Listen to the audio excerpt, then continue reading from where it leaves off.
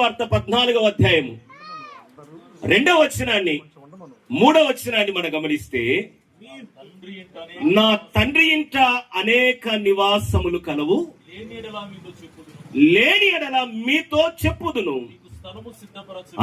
నేను మీకు స్థలము సిద్ధపరచ వెళ్ళుచున్నాను. నేను వెళ్ళి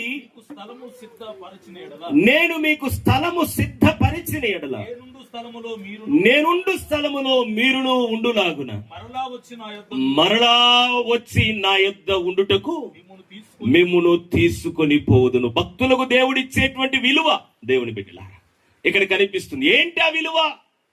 ఏంటని ఇవ్వబోయే రివార్డ్ అంటే, ఆయనతో సదాకాలం ఉండుటకు తన భక్తుల కొరకు ఆయన ఒక చక్కని ఏర్పాటు, ఒక పట్టణాన్ని ఆయన నిర్మించడానికి ఇష్టపడుతున్నాడు.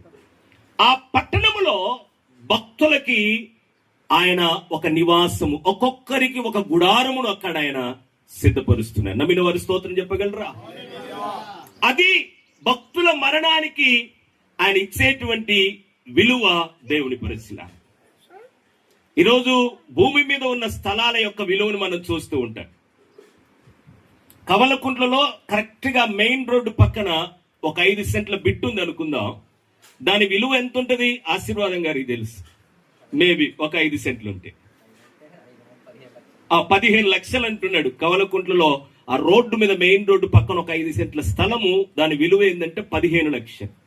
అదే ఎర్రగొండపాలెం పోలీస్ స్టేషన్ పక్కనే ఒక 5 సెంట్లు ఉన్నది అనుకోండి మెయిన్ రోడ్ లో, దాని విలువ ఎంత ఉంటుంది?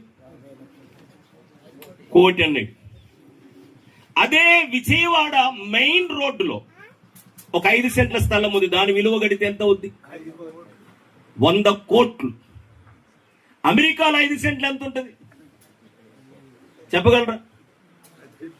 ఏమండి, భూమి పైన ఉన్నటువంటి స్థలానికే ఆ స్థలాన్ని బట్టి విలువ పెరుగుతూ పోతూ ఉంటే, పరలోకములో ఒక స్థలం ఉంది. భూమి మీద ఎవరైనా దానికి అంచనా వేయగలరా? ఒక విలువ కట్టగలరా? ఎవరు కట్టలేనటువంటి విలువ అది.